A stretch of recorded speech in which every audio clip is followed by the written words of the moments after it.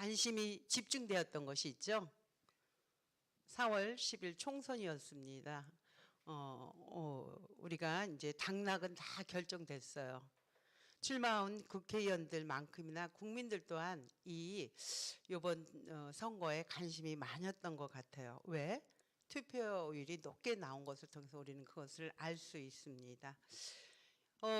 투표의 결과에 만족한 분도 분명히 계실 것입니다. 그러나 그 투표에 고민하며 이 나라가 어디로 갈지 고민하며 잠을 못 이루는 분도 계실 것입니다.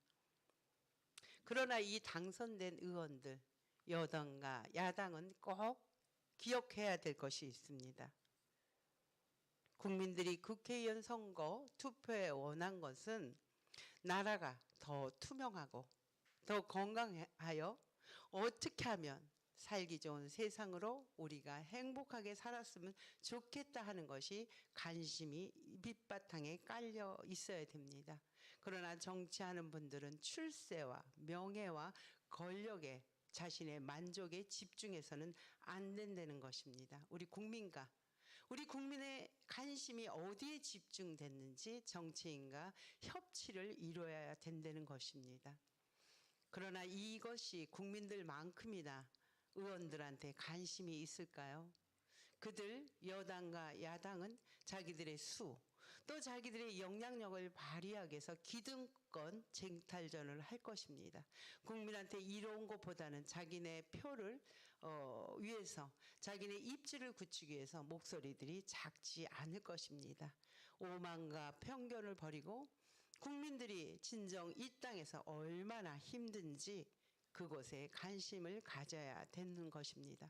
서로 헐뜯는 것을 그치고 국민들과 함께 민생에 나아가야 되는 것입니다. 이것이 국민의 관심인 것을 우리 국회의원들은 꼭 잊지 말았으면 좋겠습니다. 사랑하는 여러분, 우리 부활주의를 이제 3번째 맞이합니다. 그럼에도 불구하고 아직도 절망과 염려, 두려움, 불안과 추조로 하루하루를 살아가지는 않는지요. 내가 겪고 있는 문제, 상황, 환경에 내가 믿음이 전진하는 것이 아니고 진보하는 것이 아니고 어린아이 같이 퇴행하는 것이 아닌지 한번 돌아가 보시기 바랍니다. 오늘 이 자리에 오신 여러분들 감사하고 방송을 듣는 모든 분들에게 주님은 우리에게 관심이 집중되어 계신 것을 오늘 초대의 자리로 우리를 알게 하십니다. 우리 혹시 처진 어깨가 있습니까? 그 어깨를 우리 주님은 도닥거리며 우리를 위로해 줄 것이며 우리를 다시 한번 활짝 핀 어깨로 당당하게 살아가게 하실 것입니다. 사랑하는 여러분, 그러기 위해서는 주님께서 우리에게 이렇게 말씀합니다. 첫 번째로 절망하는 우리에게 나는 너희를 지속적으로 다가오고 있단다 이렇게 말씀하십니다. 여기에 관련된 말씀은 1절부터 6절까지입니다. 오늘 본문 읽은 1절의 시작을 그 후에 이렇게 시작합니다. 어떤 후입니까? 예수님 부활하시고 막달라 마리아에게 여인한테 첫 번째로 보이셨습니다. 보이시고 어서 달려가 제자들에게 내가 살아났다, 부활했다는 것을 알려주라 합니다.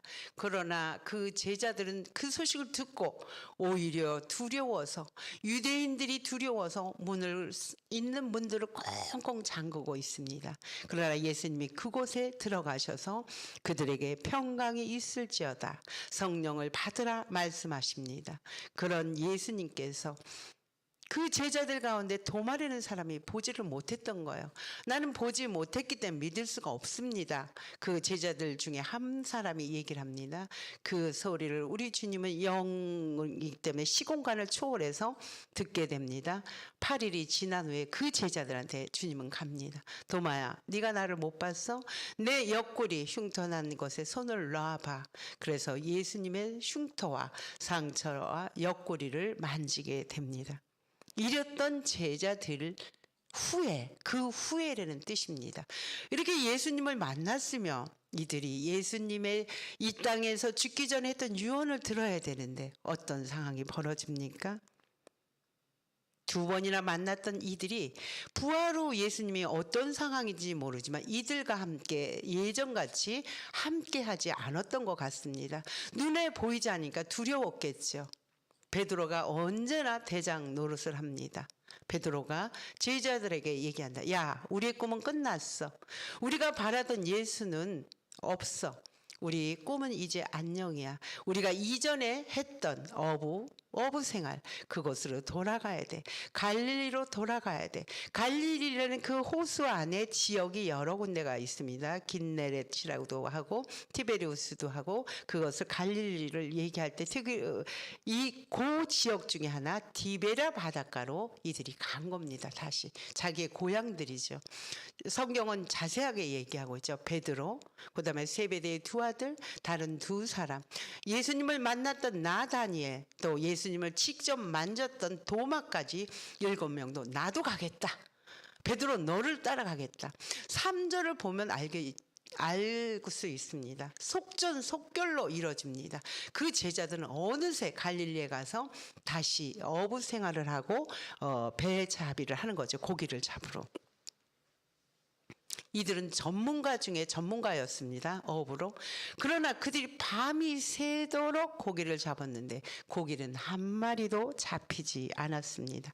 그때 예수지만 예수인지 알아보지 못하는 한 분이 오셔서 얘들아 부릅니다. 너희들 고기 잡았냐 하고 물을 때 이들이 없습니다 하고 대답합니다. 늘 자신들이 어부 생활을 했던 자신들의 공간, 자신들의 리그였지만 그들은 고기를 잡지 못했던 것입니다. 이들은 절망과 공허와 허탈감, 아픔으로 가득 차서 그것을 물고기라는 것으로 자신을 채우고 싶어 던졌지만 결국은 한 마리도 잡지 못합니다. 이것이 우리입니다. 우리의 경험, 우리의 상식, 우리의 관심을 계속적으로 우리는 채우려 할 때 여전히 채워지지 않는 헛헛함, 이런 것이 밀려오지 않습니까? 경제적으로 너무 곤란을 당하는 사람, 경제적 부만 이루면 이게 모든 것이 해결될 것 같습니다. 관계가 좋지 못한 사람은 관계만 원만하면 좋을 것 같습니다. 내가 건강이 좋지 못해서 건강만 회복하면 내 마음은 공허와 외로움이 없을 것 같습니다. 그러나 우리 욕망은 끊임없이 손을 그물을 던져 무언가를 채우려 하는 게 우리 인생사려 합니다. 우리 손에, 여러분들 손에 지금 잡힌 게 있는지요?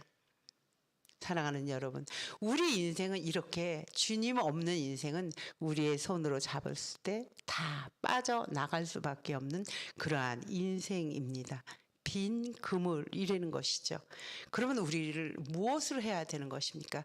이런 없나이다 고백하는 우리들, 우리의 경험, 상식, 우리의 지식을 우리 주님이 뭐라고 합니까? 우리의 생각을 뛰어넘어 이쪽 사람들이 잡았던 것은 왼쪽이었겠죠. 앞뒤였겠죠. 주님은 배 오른편에 던져라 하십니다. 우리의 상식과 이성, 생각을 벗어 던지고 그들의 어부의 리그인, 그들의 전문가 중에 전문가인 그들은 배 오른편에 그물을 던집니다. 우리의 그물들이 무엇입니까? 지금 앉아있는 우리들, 우리의 절망, 우리의 한계성, 상실감, 억울함, 아픔, 연약한 한계들을 배 오른편에 한번 버려 보십시오. 던져진 그곳에 하나님이 채워주십니다. 우리를 위로로 채워주시고 우리의 등을 토닥거려 주시면서 우리가 주님이 설레임으로 가득 차게 만드신다는 것입니다. 그러할 때 우리의 처져 있던 어깨가 활짝 펴진다는 것입니다. 이것이 어떻게 가능할까요? 오늘 주님은 두 번째, 하나님께서는 언제나 어디서나 나는 너희와 늘 함께 있단다. 이것을 우리에게 알게 하는 것입니다. 그것을 우리에게 인식하게 하고 지각한다는 것입니다. 이 말씀은 7절에서 9절을 참고하시면 됩니다. 우리는 절망과 고통이 엄습합니다. 절망과 고통은 우리의 생각을 멈추게 해요. 우리의 목을 졸게 합니다. 당장 죽을 것 같아요. 당장 뭔가 큰일 날 것 같아요. 그래서 이 제자들 또한 마찬가지입니다. 예수가 떠난 부활하신 예수 하늘로 간다고 분명히 말씀하셨죠. 승천하실 때 그 예수가 없는 인생이 이들에게는 염려와 절망으로 공포스러웠을 것입니다. 왜 유대인들이 두려웠을까요? 우리 예수님 이적과 기적을 행했던 하늘나라의 왕을 버리고 이 땅에 오신 신도 일개 사람한테 죽임을 당합니다. 그랬던 예수를 3년 동안 따라다녔던 제자들은 얼마나 두려웠겠어요. 신이신 예수도 죽는데 자기 같은 목숨은 파리 목숨 아닌가, 이런 생각을 했을 것입니다. 이것뿐만이 아닙니다. 공동체, 가족과 친척들, 유대인 공동체 마을에서 살아가는 이때 이들은 사람이 아닙니다. 배제된 사람이 예수가 떠나고 고향으로 돌아왔을 때 이들은 얼마나 불안과 초조감에 어둠의 인생을 살았겠습니까? 사랑하는 여러분, 절망, 우리에게 갖다주는 공포는 우리의 눈을 어둡게 합니다. 사리 분별을 하지 못하게 합니다. 그러나 그것을 우리 주님은 알고 기억나게 하시는 것입니다. 우리 제자들을 첫 번째 부를 때도 바닷가에서 고기 잡을 때입니다. 그들이 밤새워, 누가복음 5장에 나와 있습니다. 나중에 시간 되면 집에서 한번 읽어보시기 바랍니다. 밤새 이 제자들이 고기를 잡는데 한 마리도 잡히지 않는 것입니다. 그럴 때 우리 예수님이 똑같은 상황이죠. 깊은 곳에 그물을 던져라. 그때도 말할 수 없는 고기를 잡아서 고기를 2배에 나눴다고, 그물이 찢어질 정도라고 성경은 기록되어 있는 것입니다. 예수님은 똑같은 상황을 연출하신 것입니다. 그때 베드로가 어떤 현상이 벌어집니까? 얼마나 수치스럽겠습니까? 우리가 두려움을 느끼는 것은 인간이 경험하지 못한 신비로움을 겪을 때 우리는 두려움을 느낀다 합니다. 신의 거룩함 앞에서, 그 앞에서 우리는 두려움을 느낄 수밖에 없는 것입니다. 첫 만남, 첫 제자로 불렀을 때 베드로는 분명히 그랬습니다. 나는 죄인이로서이다. 주님 앞에 무릎을 꿇었고 그렇게 고백했던 그것이 기억났던 것입니다. 그때 옆에 있는 제자 중 한 명이 얘기를 합니다. 주님이시다. 기억한 거죠. 그 상황을 통해서 주님이시다 재현한 것입니다. 여러분, 이것을 잘 기억해야 돼요. 우리가 잘못한 것을 느끼고 일상에서, 관계 속에서, 가족 간에, 교회 간에, 공동체 간에 느꼈을 때 그 대면한 것에 숨지 마십시오. 자꾸 합리화시키고 누구 때문에 자기를 변명하지 마십시오. 베드로도 그런 사람인데 베드로는 어떻게 합니까? 주님이시다는 말을 듣고 겉옷을 들추고 바닷가, 주님이 계신 곳이 100m, 짧지 않은 거리입니다. 물속에서 달려가는 것입니다. 자기의 벌거벗은 옷을 입고 그 주님을 향해 달려갑니다. 달려간 그곳에 숯불로 주님께서 떡과 생선을 구워 놓으셨습니다. 그것을 볼 때 우리가 봤을 때는 밤새 고기잡이를 했으니까 배고파서 맛있겠다 이런 생각이 들 수 있지만, 베드로 당사자는 그 숯불을 봤을 때 자기의 수치심이 드러난 것입니다. 예수님이 죽기 전 십자가 도상에서 가야바 법정에서 거짓 어린 계집종 앞에서 추위에 떨면서 숯불을 쬐을 때 너도 그 당이다, 너도 그 예수의 당이다, 너 따라다니지 않았냐 할 때 3번을 부인합니다. 나는 저 사람 절대 모른다. 그 숯불을 통해서 자기가 부인했던 그 숯불이, 주님은 그 숯불에 생선과 고기를 얹혀 놓은 것입니다. 사랑하는 여러분, 우리는 다 연약해요. 주님 이거 다 알고 있어요. 우리는 나하고 이치가 맞지 않으면 사나울 수 있어요. 거칠어질 수 있어요. 공격적이 될 수 있어요. 그러나 주님은 여기에서 그 베드로를 절대로 나무라지 않고 도리어 그 베드로를 향해서, 그 제자들을 향해서 떡과 물고기를 식탁을 마련했습니다. 우리 한번 생각해 보십시오. 우리가 타인을 향해서는 얼마나 우리가 아주 정확하게 생각합니다. 얼마나 객관적으로 생각하는지 몰라요. 정확한 잣대로 그 사람이 못한 거를 잘 끄집어내요. 그래서 그 사람을 우리가 그 사람의 연약한 한계를 우리는 그 사람을 향해서 판단하고 비난하고 있을 때가 너무도 많습니다. 그렇지만 그 이전에 우리는 먼저 그거 해야 돼요. 뭐 참고 살래는 성인 군자가 되려는 건 아닙니다. 살아가면서 그렇게 안 할 수 없어요. 우리는 연약한 존재이기지만 그러고 나서 나와 내 마음속에 있는 것을 대면해 보는 시간을 가지려는 것입니다. 우리 주님도 그러시지 않았습니까? 너 왜 그랬어? 3년을 따라다녔던 너 베드로, 다른 사람은 나를 부인한다고 해도 나는 결코 그러지 않는다고 했잖아. 그 베드로를 책망하거나 야단치거나 질책하지 않았습니다. 우리 주님은 식탁으로 베드로를 초대합니다. 그리고 우리에게 세 번째로 하나님께서는 친밀한 가운데 하나님과 우리의 친밀함을 일상에서 누리고 나누라고 말씀하십니다. 이 말씀은 10절에서 14절을 참고하시면 됩니다. 베드로의 속과 겉을 주님은 다 아십니다. 우리 주님은 다 알고 있으면서도 다정하게 말합니다. 베드로야, 오른편에 던진 그 물고기 생선 좀 가져오지 않으렴? 왜 주님은 이미 차려놓은 당신이 생선과 떡 500여의 기적과 같이 그 제자들을 충분히 먹일 수 있는 기적을 베풀 수 있는데도 불구하고 달려온 베드로에게 그것을 가져오라고 했을까요? 궁금하지 않나요? 왜 굳이 베드로에게 그 생선을 가져오라 했을까요? 이미 식탁을 차려놨지만 우리 이 식탁을 함께 만들어 가자는 것입니다. 우리 이어하우스도 마찬가지입니다. 우리가 만들어 놓은 식탁 가운데 누군가가 수저를 놓고 누군가가 물을 떠다 주고 누군가는 바닥을 닦으면서 이 식탁은 더욱더 다정하고 친밀한 교제의 시간을 갖는 것입니다.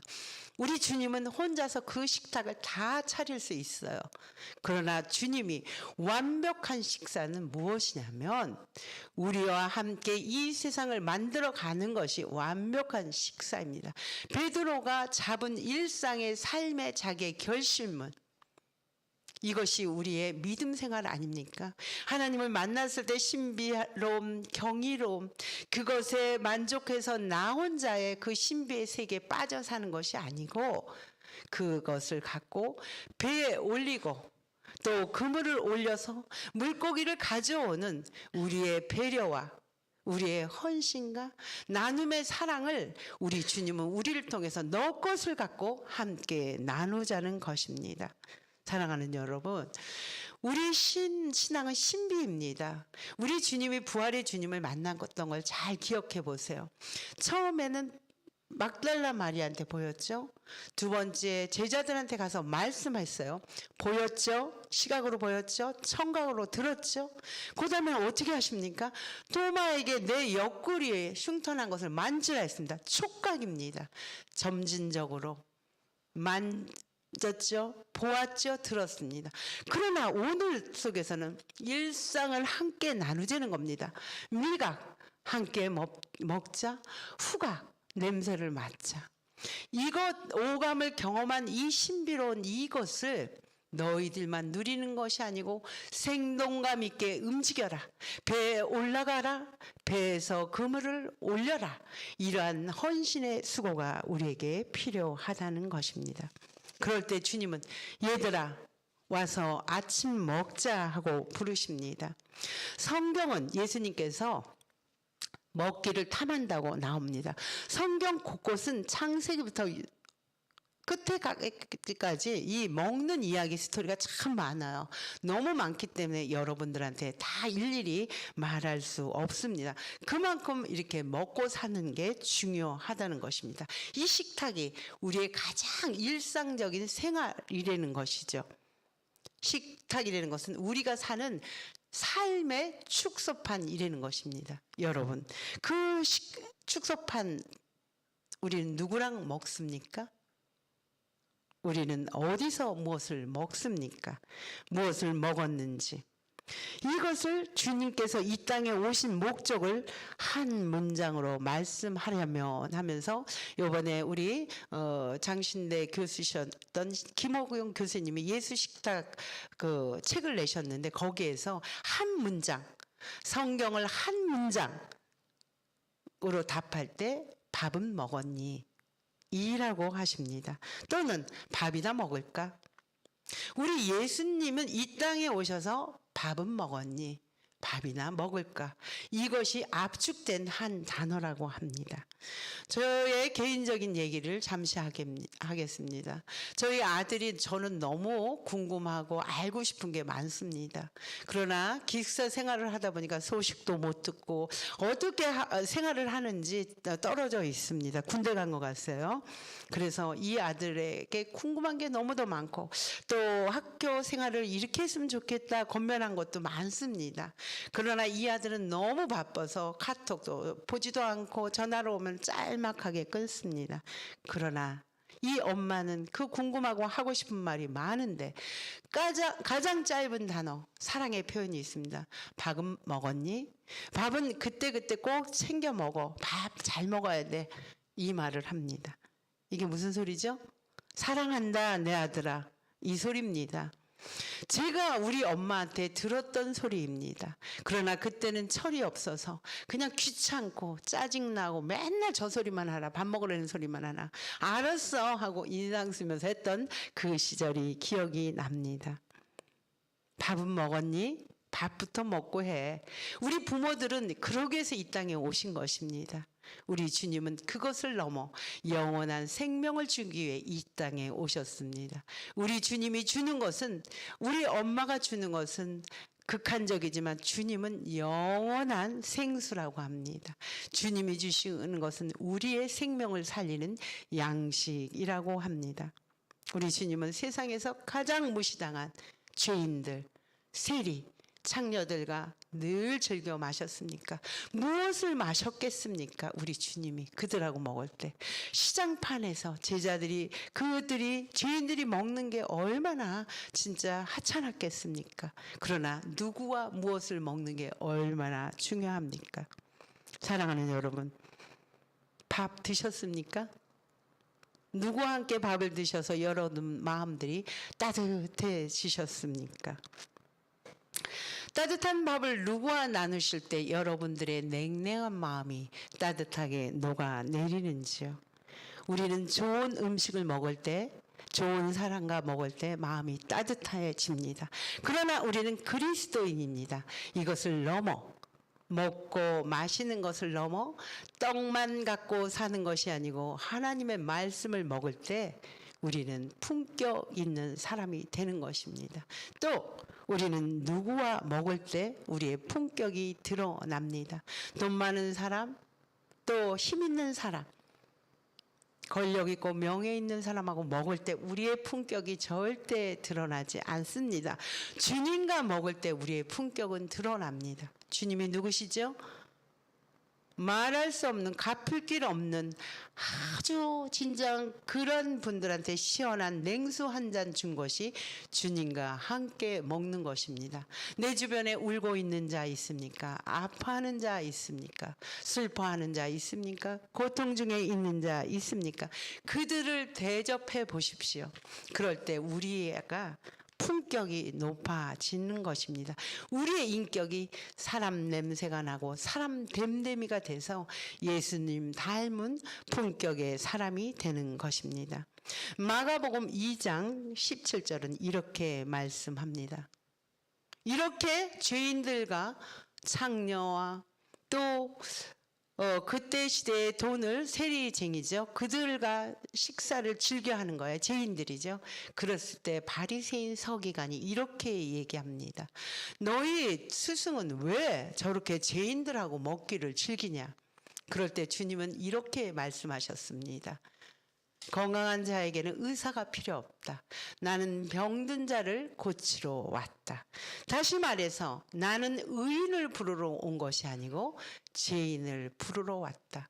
우리가 누군가한테 따뜻한 밥 한 끼를 드릴 때, 대접할 때 우리는 의사가 되어지는 것입니다. 그 사람의 생명을 살리는 것이 된다는 것이죠. 사랑하는 여러분, 우리의 소소한 일상, 우리의 소소한 식탁으로 근심과 불안으로 두려워하는 그들에게 그들의 무릎을 굳게 하게 우리가 어깨동무하면서 그들과 함께 밥 공동체를 나눌 때 우리 주님은 그분도 회복이 되고 그분도 치유가 되고 쉼이 일어나고 구원의 길로 가는 것이고 우리는 구원의 감격을 나누며 사는 것입니다. 말씀 마치겠습니다. 좋으신 아버지 감사합니다. 오늘도 귀한 말씀 주님 주셨습니다. 이 땅에 우리에게 당신의 몸을 밥으로 주시고 당신의 피를 음료로 주신 주님, 그것을 먹고 마실 때마다 우리의 연약함들이 또 강건하게 허락하여 주시고 오늘 주신 말씀과 같이 늘 지속적으로 우리에게 다가오시는 그 주님, 다가오신 주님은 우리의 형편과 사정과 우리의 무엇 때문에 우리를 사랑하는 것이 아니고 어떠한 상황에도 당신을 배반했음에도 불구하고 우리를 사랑한다는 것을 알게 되었습니다. 그 주님과 우리는 친밀함을 누리며 그 친밀한 다정하고 따뜻한 그것을 가련한 자들에게 손을 펼 수 있는 저희들 되게 축복해 주옵소서. 예수 그리스도 이름 받들어 감사하며 기도드리옵나이다. 아멘. 찬송가